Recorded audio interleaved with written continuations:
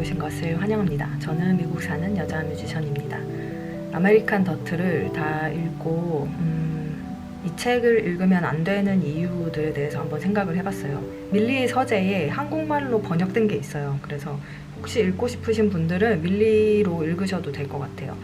되게 웃긴 건 한국말로 된 책을 찾아서 읽어봤는데요. 번역을 되게 잘하신 것 같아요. 왜냐면 영어로 읽었을 때랑 느낌이 좀 많이 달랐었어요. 한국말로 읽으면 엄청 재밌어요. 소재가 소재이니만큼 작가가 그것에 대해서 좀 어루만지면서 조심스럽게 다루어야 했었는데 그렇지 않았죠. 물론 여러 비디오에서 언급이 됐지만 제가 굳이 한 번 더 말씀을 드리자면 이 책이 출판되고 나서 파티를 열었어요. 그 책 표지 있죠. 새창살이 표지에 이렇게 있어요. 그리고 거기 파란 꽃들로 장식이 되어 있는데 보더잖아요. 멕시코에서 창살을 넘다가 다친 사람도 있고 심지어는 죽은 사람도 있고 그 릴리즈 파티에서요. 그 새창살을 가지고 꽃으로 막 장식을 하고 그 위에 테이블에서 랍스타를 사람들이 먹었다 이거죠. 굉장히 이거는 좀 논란의 여지가 있는 게 맞는 것 같아요. 그리고 또 두 번째는 이것도 제가 다른 유튜브 북튜버 채널에서 봤는데요. 작가가 이 릴리즈 파티 하는 날 그 네일 아트를 그 새창살하고 꽃으로 해가지고 트위터에 올린 거예요. 오늘 뭐 파티를 한다. 그게 또 되게 비판을 받았었어요. 그거를 굳이 매니큐어로 그걸 칠했어야 했나.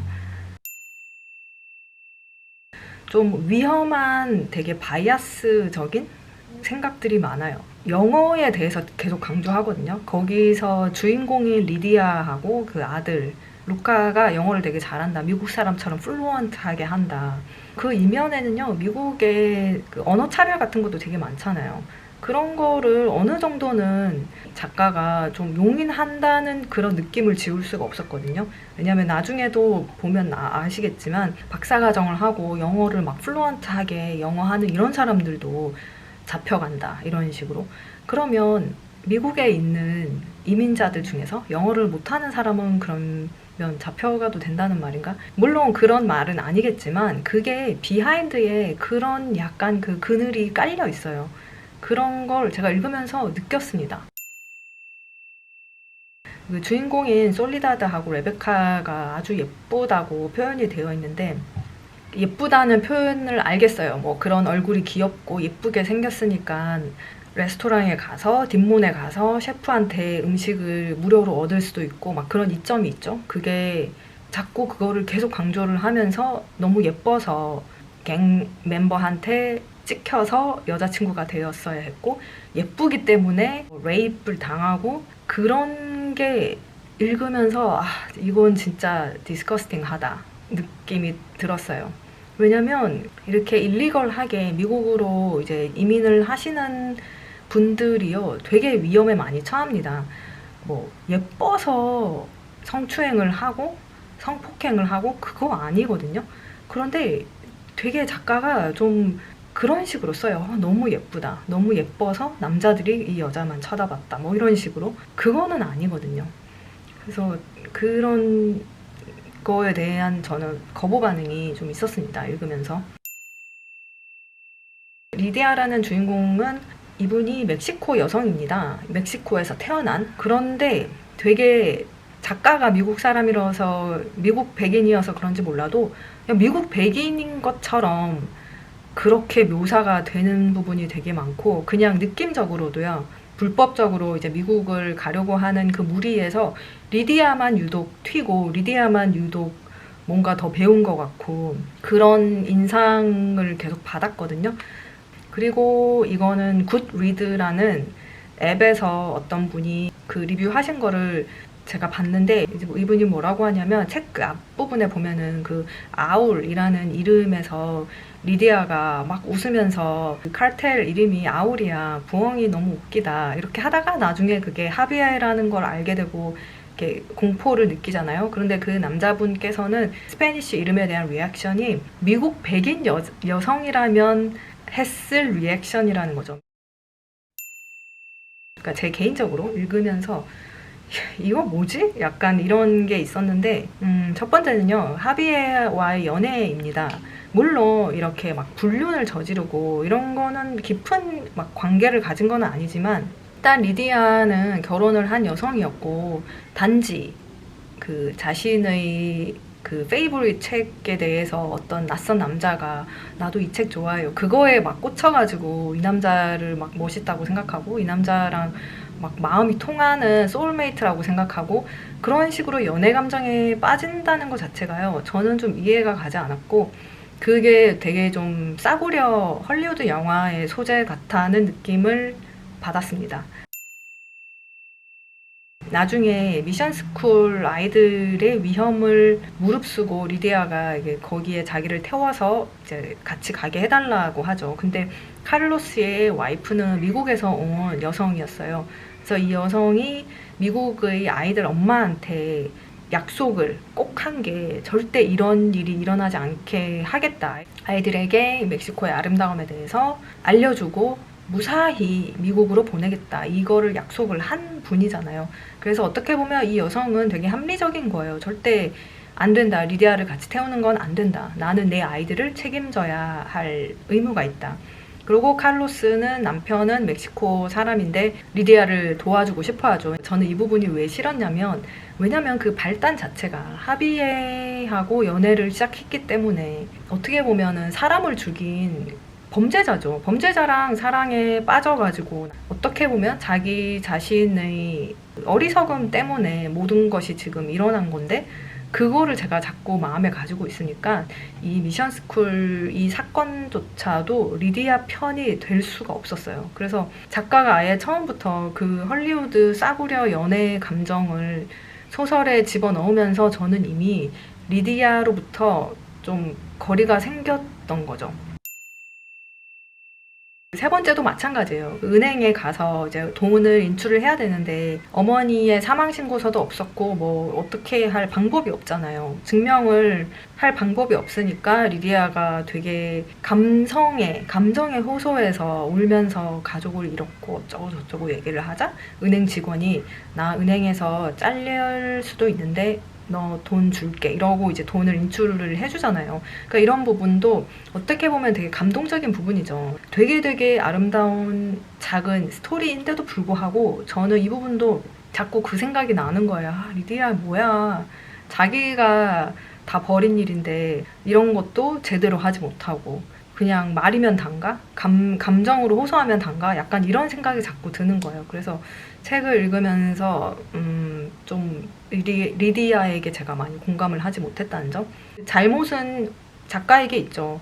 멕시코 여성의 마음, 그 보더를 넘어야만 했던 그 마음을 이해하고 싶어서, 그것에 대해서 알고 싶어서 책을 읽었는데 그것에 실패를 했습니다.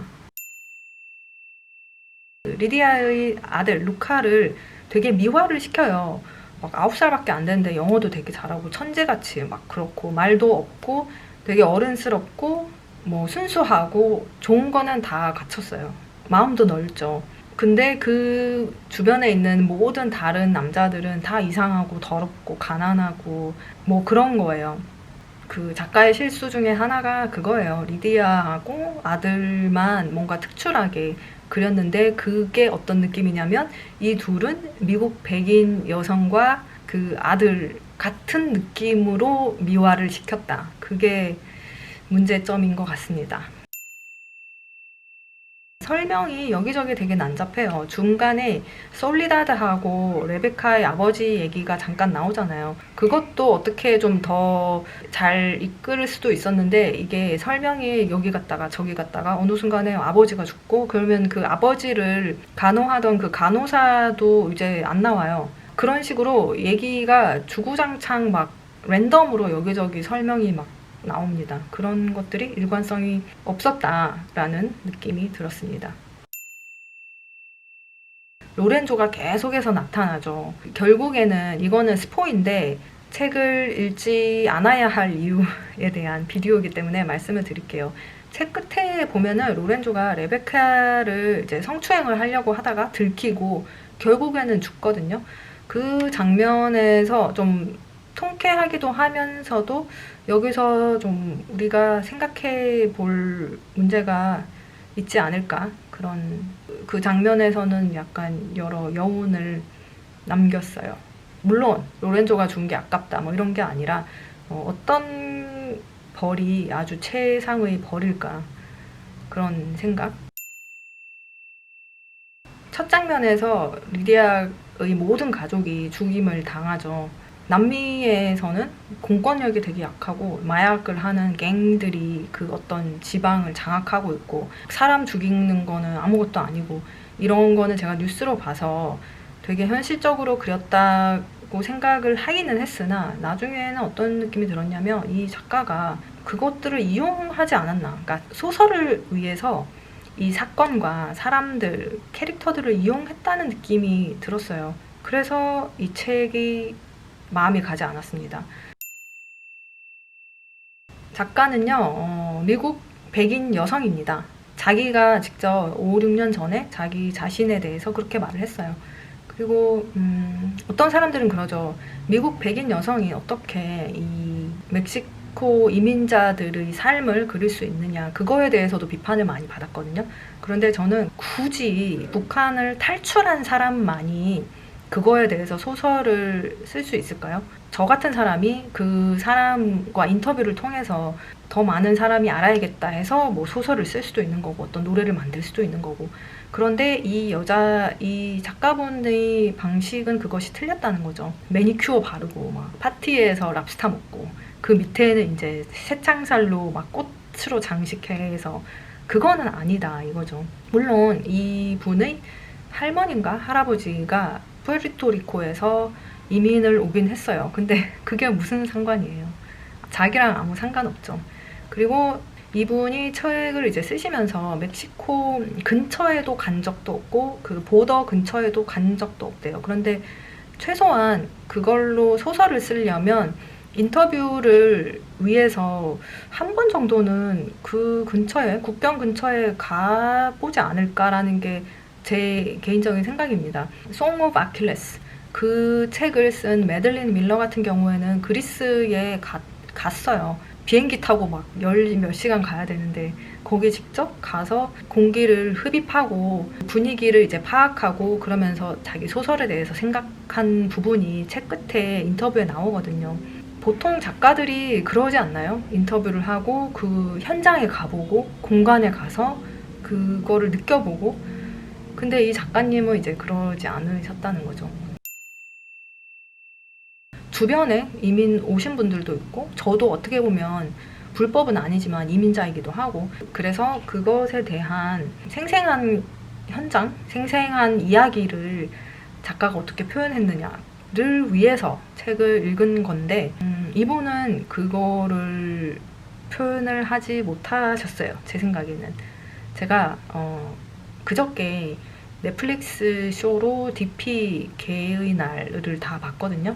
제가 그거를 보고 너무 충격을 받고, 물론 이렇게 드라마도 연출도 그렇고 너무 잘 만들어져서 와 진짜 잘 만들었다, 진짜 연기 너무 잘한다 이렇게 하면서도 이게 실제 이야기일까 해서 제가 뉴스에 찾아봤거든요. 영어 공부를 한다고 일부러 드라마도 안 보고 한국말로 된 거는 아무것도 안 볼 그 당시라서 저는 윤일병 사건에 대해서 모릅니다. 그래서 그거에 대해서 막 인터넷으로 찾아보고, 시간이 많이 지났지만 그 돌아가신 분에 대해서 진짜 마음이 아팠단 말이에요. 가해자들은 지금 어떻게 살고 있는지 한번 찾아보기도 하고, 그 사건을 저 같은 사람, 그 당시에 관심이 없어서 신경을 안 썼던 저 같은 사람들에게도 이런 드라마나 쇼가 만들어져서 알려주는 거죠.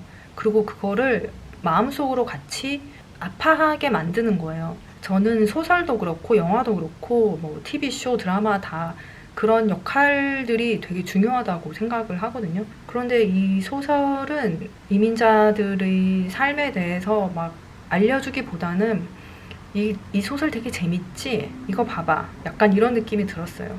그래서 읽고 나서도 많이 찝찝했고, 이민자로서 물론 그렇게 막 힘들게 미국에 온 거는 아니지만 그럼에도 불구하고 저는 읽으면서 불쾌한 느낌까지도 들었습니다. 그래서 여러분은 어떤 선택을 하실지 모르겠지만 저는 이 책을 추천드리지 않는다는 의미로 이 비디오를 오늘 만들었고요. 여러 멕시코 출신의 라이터들이 이 이슈에 대해서 소설을 되게 많이 적어요. 기사를 쓰기도 하고 아티클을 쓰기도 하고 소설도 적고. 근데 그런 분들의 책은 릴리즈가 안 된다는 거죠. 책으로 안 만들어져요. 그리고 책으로 만들어진다 하더라도 마케팅을 안 해준다던가, 그리고 그 작가들도 엄청 낮은 페이를 받고 일을 한다고 해요. 그런데 왜 이 미국 백인이 쓴 이 아메리칸 더트는 막 이렇게 막 뜨고, 오프라 윈프리에서 북클럽 책으로 선정을 해서 이 책이 또 더 떴죠. 그래서 저는 오프라 윈프리 북클럽도 기준도 이제 모르겠고, 그 처음에 책이 나왔을 때 이 작가분이 오프라 윈프리하고 같이 막 각종 TV쇼에도 나오고 엄청 화제가 됐었거든요. 그러면서 책이 막 팔리기 시작하고 백만장자가 되었죠. 어떻게 보면 이 책 때문에. 그래서 아주 씁쓸하면서도, 그러면서도 근데 저도 읽었잖아요. 돈 주고. 여러 가지 생각이 나게 하는 그런 책이었습니다. 멕시코 출신의 작가가 쓴 비슷한 소재의 책들이 있더라고요. 그래서 앞으로 그 책들을 읽어볼 계획이고, 다 읽고 나면 또 리뷰를 남기도록 하겠습니다. 그럼 오늘은 여기까지 할게요. 안녕!